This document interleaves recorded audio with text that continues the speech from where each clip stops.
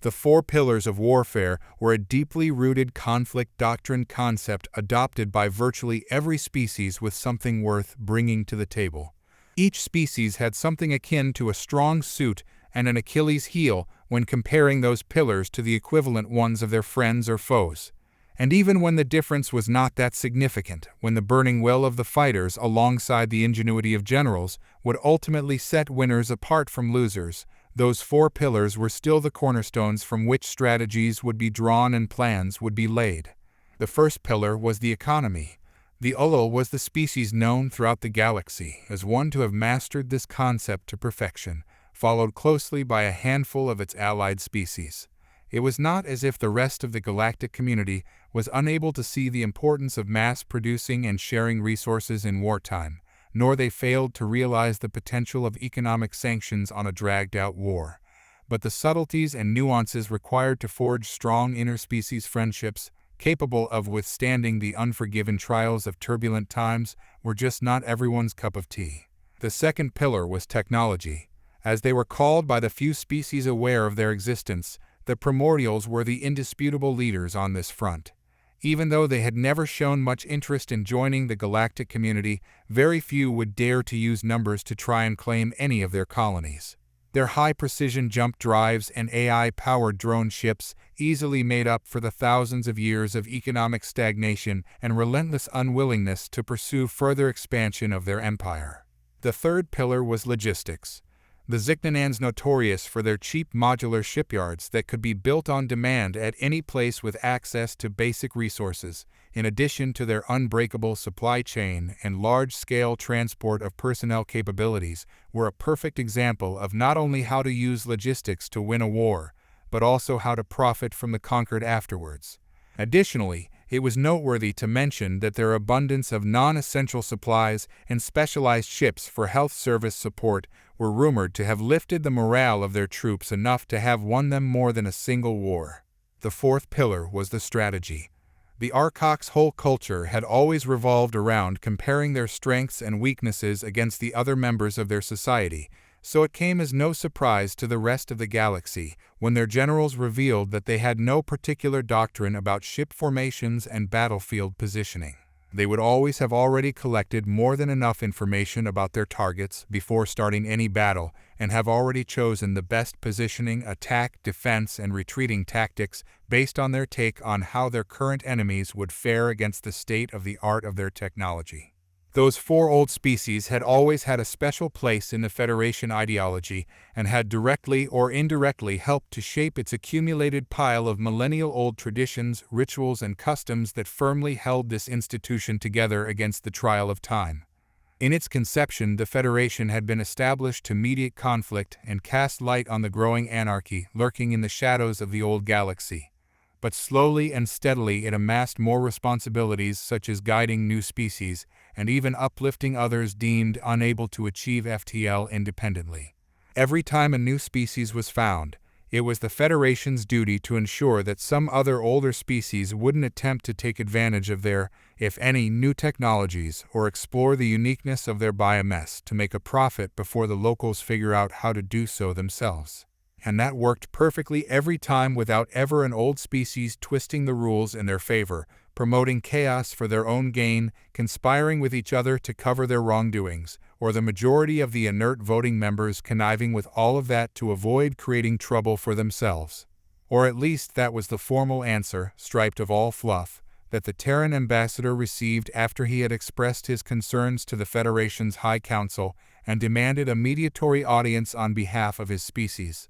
The topic of discussion for the proposed meeting was an unusual accusation. It was claimed that the Zox, an ancient species chosen to guide the newly arrived Terrans, were intentionally making life difficult for humans.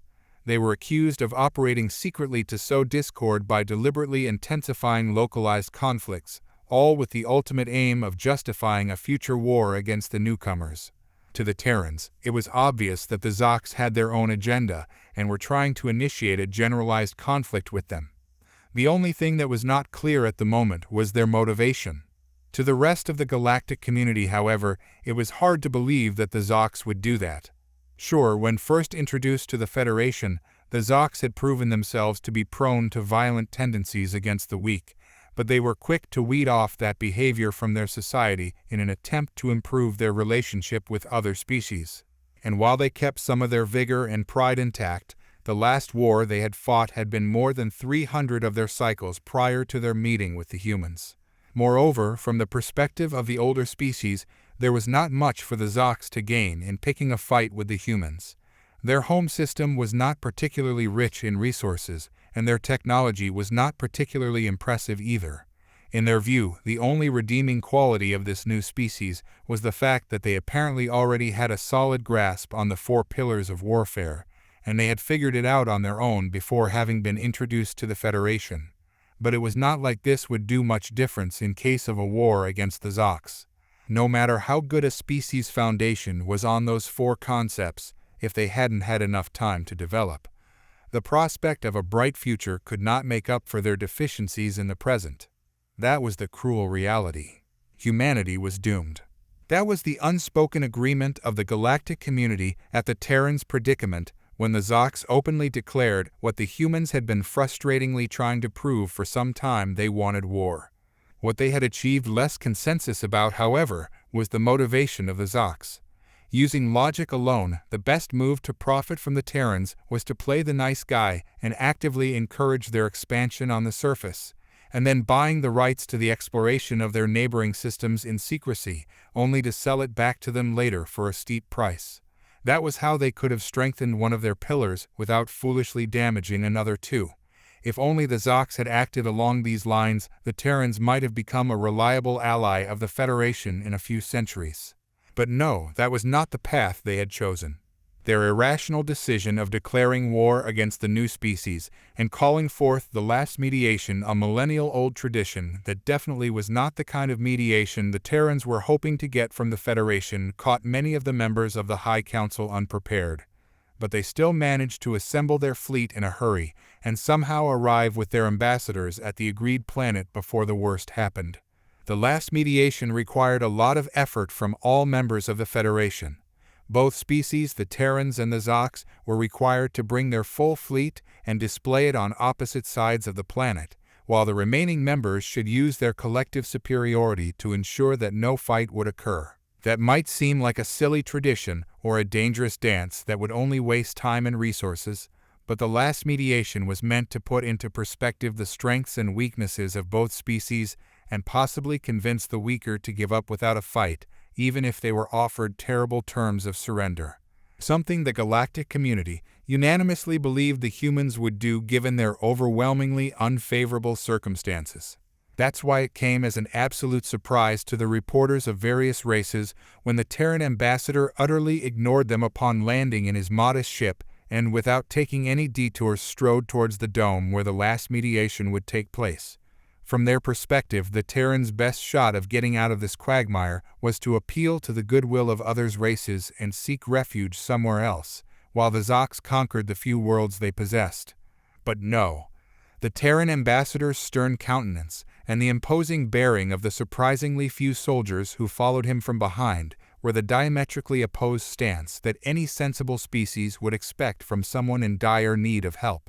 A murmur, along with variations unique to each species, spread like an infectious epidemic among the secluded nooks that maintained perfect living conditions for the diverse delegates. When the High Speaker declared the arrival of the Terran ambassador and the initiation of the last mediation, the gossip that had started at the landing site was confirmed. The Terrans had not used their moment in the limelight to seek asylum.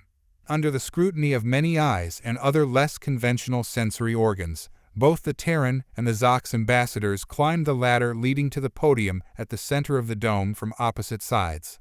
Upon arriving at their assigned positions, the High Speaker announced from the center, "It's unfortunate that we all gathered here under the present circumstances. The Zocs has declared war against the Terrans and demanded unconditional surrender as the sole condition for a peaceful resolution of the conflict. The Terrans had not agreed with this condition, and therefore we shall measure pillar against pillar and strength against weakness in a last attempt to show reason to the unreasonable and avoid unnecessary loss of sapient life." The Zocs representative took a step forward and unsheathed his long claws, while sizing up the physically weak human not far away from him. No one could deny that the Zocs looked scary with their bulky bipedal build and sharp claws, even if all of that was meaningless in space warfare. In a clear attempt to show dominance, he took the lead and spoke first, but without breaching protocol. "Give up, human. Our economy alone is orders of magnitude greater than yours, and we can produce more ships in any given day than your species did in your previous full cycle." It wasn't a surprise to anyone that the Zocs ambassador had used so few words to describe the complexity of his species' economy, but the fact that the human ambassador had used even less in his reply was truly unbelievable. We are aware of that. The lack of a statement regarding how the Terran economy fared against the Zocs was a clear breach of protocol. Refusing to give a statement in this formal gathering was akin to a slap in the face of all the species that had gone to great lengths to ensure this instance of the last mediation would succeed. Of course, given that the Terrans were a new species, many delegates would cut them some slack, but that blunder wouldn't look good in the luminosity sensory organs of the neutral species of the Federation. The Zocs ambassador's eyes became sharp, and his voice betrayed his excitement at his opponent's mistake as he went on without breaching protocol. "Our technology surpasses that of the humans in all possible areas, and our simulations show that one of our ships can easily take down more than 10 of those ancient vessels that the humans call spaceships." A thick atmosphere of judgmental anticipation permeated the dome as the delegates waited for another blunder from the human ambassador. This time, however, the Terran ambassador offered a proper statement. "We are aware of that as well. That's why we have stopped the production of new ships altogether in the past year to focus the attention of our engineers on something more important." A gaze from the human ambassador was the cue the backstage personnel was waiting for to project the 3D image of 3 immensely long constructions comprised of a myriad of lined-up rings that seemed to be part of an endless line that disappeared from sight on both sides. A wave of surprise spread among the delegates at the ludicrous sight of the mysterious constructions being projected over the central stage. "These are 3 makeshift modular coil guns that our scientists came up with after we realized the evil intention of those who were supposed to guide us through the ins and outs of the Federation. Each set of 100 rings has a jump station attached to it, making it a perfect weapon for a first strike. You all may think that something that big would take a lot of time to assemble and fire. But no, since each module is independent, the whole structure can leave hyperspace anywhere in the galaxy and fire an antimatter projectile at a speed close to that of light in just a few seconds. We know that we can't compete with the Zocs in regards to technology, but a big enough trebuchet can demolish even a modern building. It's just a matter of size after all." A cacophony ensued among the delegates, and it only intensified when the translator finished explaining what was a trebuchet to those species that were not familiar with its concept. Even though most of them were not familiar with the kind of weapon shown by the human ambassador, they were more than able to understand the implication of a lump of antimatter being accelerated to relativistic speeds just after leaving hyperspace. There was just no defending against such weapon. The Zocs ambassador could barely believe this was happening, and he knew he could not passively allow the tides to shift against his species, or rather against him, as he saw this resistance as a personal attack on his pride as a prince.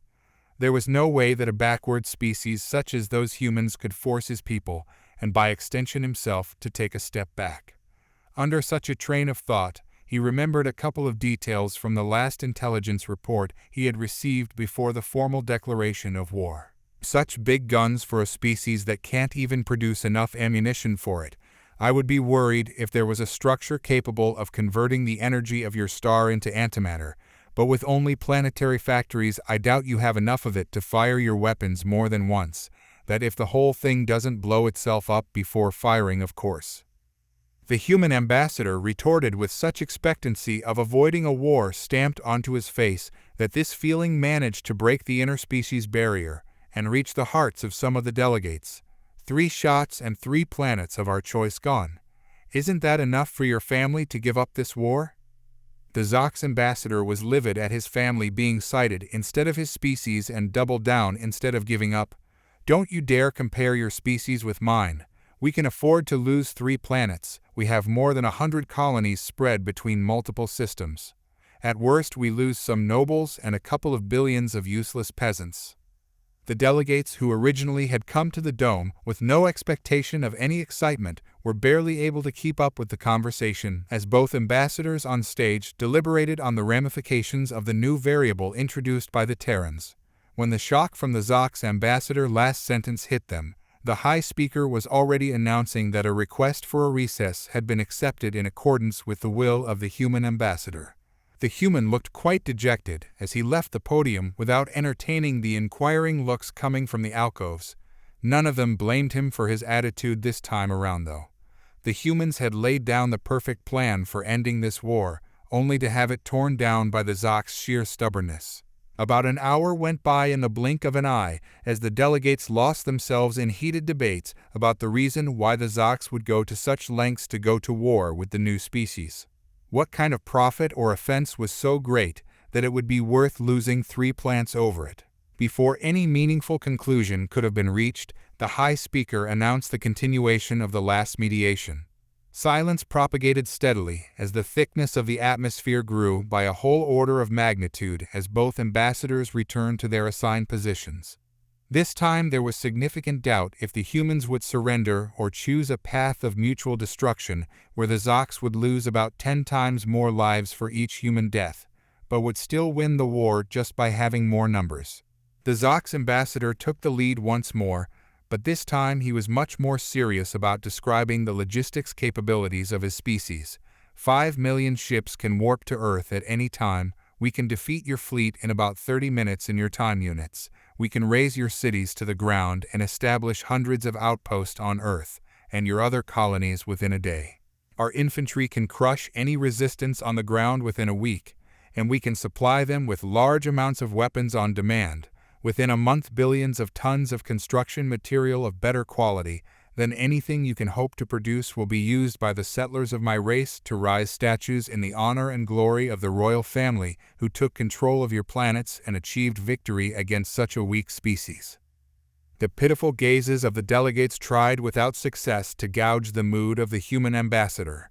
Since he had returned to the podium, he had not once raised his head as he mechanically waited for his counterpart to finish his long and pretentious speech about the near future. For someone in your position, you speak of the future a lot, don't you? Again, the human ambassador's cold and detached tone crossed the interspecies barrier, causing an ominous chill to be felt by some delegates. But allow me to do the opposite and speak of the past. The human reached out for the inner pocket of his jacket and took out a thin touchscreen tablet. This is a portable media device that my species had been producing for hundreds of years, outdated technology, even by our standards. This model had been mass-produced using nothing but cheap materials, but the screen is still good enough to not be scratched by the claws of your kind for a few hours, not that it would be a problem long-term since the battery is non-rechargeable anyway. The delegates exchanged looks of pity, thinking that the human had gone crazy by the pressure of the situation, while the Zox ambassador took the device as a half-hearted attempt of the Terrans of offering his species that thing as a souvenir of surrender in the hopes of getting better treatment in the near future. The human ambassador ignored all of that and went on. An hour ago, all of our merchant ships managed to deliver millions of containers full of these devices to all the peasants of your planets at the same time. Isn't that a great feat of logistics? About 30 minutes ago, a good chunk of your population had seen a video describing human weapons and also of you saying that your species could afford to lose a few planets, and guess what it was followed by? A video of a human saying that their planets had been the chosen ones for our attack. But that's not all there is to the story. My fellow human also said they still had a chance of survival, that if in case they just killed all of the nobles of the planet, we would forgive them and spare the planet. All of that was followed by a countdown and a map to the closed target with an ominous soundtrack to remind them that their time was running out, a culturally specific one, of course. The human ambassador delivered each of those sentences with such intonation that the Zox prince immediately pictured a scenario of mass hysteria taking place in the many planets of his empire. It was so clear that he almost could touch it. Every piece of the puzzle made sense. The merchant ships entering the planets and taking advantage of the lack of security caused by his fleet attending the last mediation in its entirety, The peasants who were mostly unsatisfied with the nobles and lacked proper education believing the humans and rebelling at once, the nobles who were too complacent with the status quo, not having enough security to protect themselves. Every piece fitted so perfectly that it was scary. Confusion, panic, unacceptance. Before the delegates could fully understand the implications of what the humans had done, the Zox ambassador shouted angrily, "The rules! Those animals broke the rules. During the last mediation, it's forbidden to attack the other. They all should be punished by the Federation. A transgression of this level can be punished with nothing but extermination." His loud voice and serious accusation caused a brief pause among the delegates. Then pandemonium broke loose, and all semblance of order was forgotten. It took more than just a single fake cough to capture back their attention, but eventually the human ambassador was able to speak on behalf of humanity. "We've done nothing against the rules. All of our military fleets are still orbiting this planet, and not a single gun had been fired against the Zox. If there is a rebellion happening on their planets, it's because their citizens do not agree with the war declared by their rulers." The Zox ambassador was struggling to calm down and prepare a series of good arguments to prove his point, but the High Speaker was faster. "No rule has been broken, and therefore no punishment shall be inflicted on the humans." The High Speaker was aware that he was witnessing a moment that would go down in the history of the Federation, so he tried his best to hide his apprehension and awe and to do his job properly in the face of the paradigm-shifting warfare tactics the Terrans had just employed. "The last mediation shall proceed as intended. There's nothing to continue. This war is over for now." The Zox ambassador was furious. He scanned the delegates below with such intensity that some prey species nearly fainted on the spot, while the few predators among them took a step back out of reflex. Finally, his dismissive eyes rested on the human. "I have a rebellion to contain, but don't think for a second that this matter is over. I'm not opposed to you leaving now if you wish to do so, but allow me to give you a piece of unsolicited advice before you go." As he spoke, the human ambassador's eyes never met the Zox and instead faced the delegates below. "Your species, like many others here, walked a long path in understanding and perfecting space war and its variants, and yet you still lost today. You lost more than what you know. You lost a war, you lost a kingdom, you lost the loyalty of your generals, and you also lost your life. You just don't know that yet. We know that your family sought this war because of the need of a foreign enemy to justify the lack of resources and care given to your own population, and we know that the nobles were thrilled to lead their shining ships to conquer a distant foe in remembrance of a nostalgic past of glory. All we did was see through your plan and react accordingly. But back to the topic of your life, it was not our intention to kill you today. It just happens that our communications officers in orbit were not pleased with all the harassment and threats that were coming from the captains of your ships, so they broadcasted some images of what was happening to their families back at Zox Empire, while they are stuck here for the last mediation because of you. My advice is for you to stay in this dome as long as you can, because it just takes a single trigger-happy captain or some power-hungry noble to order an orbital strike on the ship of an unwanted monarch. The human ambassador then proceeded to leave the podium without even addressing the mess his speech left behind. To this day, many historians still try to piece together what happened behind the scenes that day. Some say that the Zox ambassador was afraid to leave and followed the advice of the human for as long as he could. Others say he threw a fit and was arrested by security after trying to kill the human representative. The only thing that is certain is that his ship blew up later in the upper atmosphere, and the laser that hit it was fired from somewhere within his own fleet. This, alongside other casualties in the royal family, caused the Zox monarchy to fall apart and their empire to implode in a complex process that some members of the Federation barely understood. But the humans surprisingly had a word for it: balkanization. The Terrans never formally left the Federation, but refused to participate in meetings or reply to any communication attempts. The 3 modular coil guns were never used in battle, but served as a great deterrent that allowed the humans enough time to develop their other technologies. Late attempts were made to bring the Terrans back as active members of the Federation, but when they had developed enough to have nothing to fear from us, it also meant that they had nothing to gain from us. In the end, just like the older species, they ended up following their own path, but not without leaving a legacy behind. Another pillar had been established, and the term information warfare was now known throughout the galaxy.